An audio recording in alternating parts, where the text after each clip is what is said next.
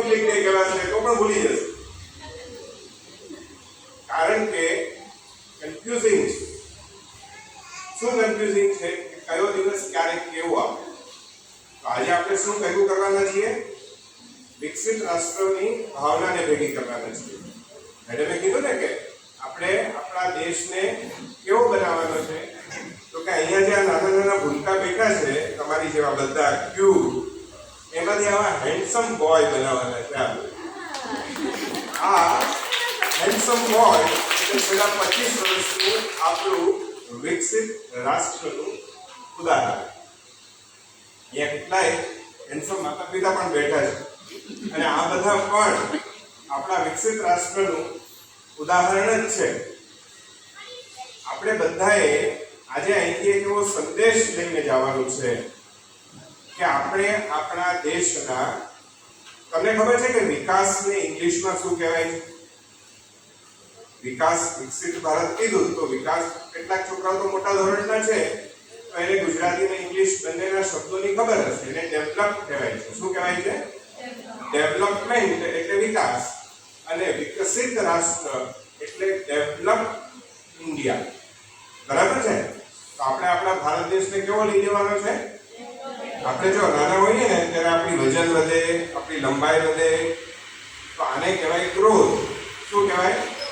Growth. ગ્રોથનું Gujarati શું છે? વૃદ્ધિ. શું છે? વૃદ્ધિ. અને બીજું છે વિકાસ.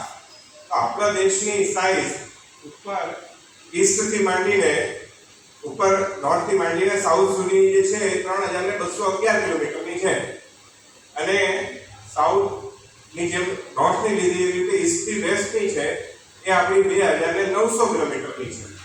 બરાબર છે? તો એની અંદર તો કઈ આપણે ઇજાફો નહીં કરી શકીએ, બરાબર, પણ આપણે વિકાસ તો પામી શકીએ. વિકાસ પામવું એટલે આપણા દેશની અંદર જે પણ સમૃદ્ધિ વધે, જે પણ આપણા દેશની અંદર ટેકનોલોજી વધે, જે પણ આપણા દેશની અંદર મેન્યુફેક્ચરિંગ વધે, જે પણ આપણા દેશની અંદર relationship to the other Nations વધે, એને આપણે વિકસિત ભારત કહેવાનું છે. અને આ માટે થઈને આપણે બધાએ કામ કરવાનું છે. એ આ બંને ડોક્ટર સાહેબોએ જે આપણને કીધું કે એક સિંહના માટે પણ સવારે ઉઠીને કર્મ કરવા જવું પડે છે, તો તમે પણ વિકસિત ભારતના રાષ્ટ્રનો પાયો નાખવા માટે તમારા માતા પિતા તમને દરરોજ અહીંયા અભ્યાસ માટે મોકલે છે. આપણી એવી સ્કૂલ છે કે જેની અંદર આપણો સર્વાંગી વિકાસ થાય છે. અમને બાળપણ ડોક્ટરને કોઈ ડેવલપમેન્ટના ડોમેઇન પૂછે, એટલે કે બાળકનો વિકાસ કયા કયા ક્ષેત્રમાં થાય એમ પૂછે, તો અમે એમ કહીએ કે સોશિયલ ડેવલપમેન્ટ. સૌથી પહેલું બાળકનું ડેવલપમેન્ટ શેમાં થાય? Social development. કયું હોય તો દરેક માતાને પોતાને પિતાને ખબર હશે કે જ્યારે તમારું બાળક 2 મહિનાનું થવા આવ્યું હશે ત્યારે એને પહેલી તમારી તરફ સ્માઇલ આપી હશે, અને એ જે સ્માઇલ છે એ એનું ફર્સ્ટ સોશિયલ ડેવલપમેન્ટ છે.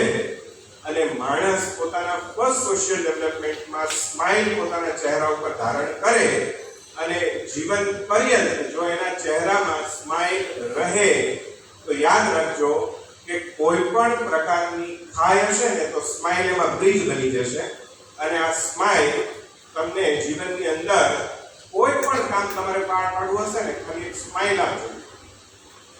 શું કરવાનું છે આપણે બધાએ? સ્માઇલ. એવું કીધું ને કે હેપી રહેવાનું. તો યુ આર હેપી એની પહેલી સાઇન શું છે?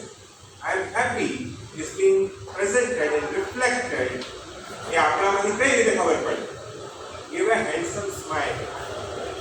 मुस्कुराते रहो. क्या करना है हमें? मुस्कुराते. એટલે મજામાં રહેવાનું. તો બધાએ પણ પોતાના ચહેરા ઉપર તમે જુઓ કે આમ કરીને બેસો, તમે આમ કરીને you will feel relaxed. તો વિકસિત ભારતને કરવું હોય તો ખાલી એક જ પહેલું છે કે તમારા ચહેરા ઉપર સ્માઇલ કરવું. એવી જ રીતે મોટર એટલે ચાલવું, દોડવું, પગવું, આ બધું જે છે ને એ પણ એક અમારા બાળકોમાં ડેવલપમેન્ટનો ડોમેઇન કહેવાય. આપણે પૂછીએ કે તમારું બાળક બેસતા ક્યારે શીખ્યું, ડોકું ક્યારે ઊંધું રહેવા માંડ્યું, તમારું બાળક ચટ્ટામાંથી ઊંધું ક્યારે પડ્યું, this are all development domain.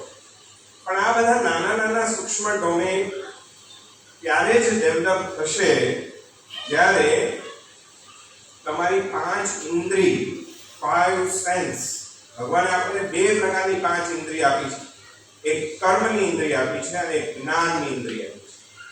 તો તમારી જે આ આંખથી તમે જુઓ છો, તમે નાકથી જે સૂંઘો છો, તમે જે ટેસ્ટ કરો છો, તમે જે સાંભળો છો અને તમે જે સ્પર્શો છો, when your 5 sense of smell, hearing, touch, taste, આ બધું જ પાવરફુલી તમે યુઝ કરશો એટલે તમારી જે 6th સેન્સ છે, જેને આપણે મન કે બુદ્ધિ કહીએ છીએ, એ વિકાસ પામશે.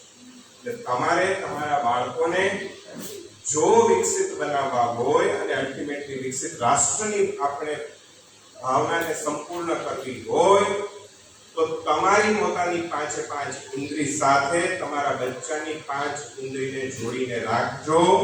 મતલબ કે તમે જે પણ જમશો, જે પણ વાતાવરણમાં તમે સૂંઘશો, જે પણ વાતાવરણની અંદર તમે બોલશો, જે પણ વાતાવરણની અંદર તમે સ્પર્શ કરશો, આજે બધા શેમાં વયા ગયા છે? આ 5 સેન્સ શેમાં જતી રહી છે અત્યારે?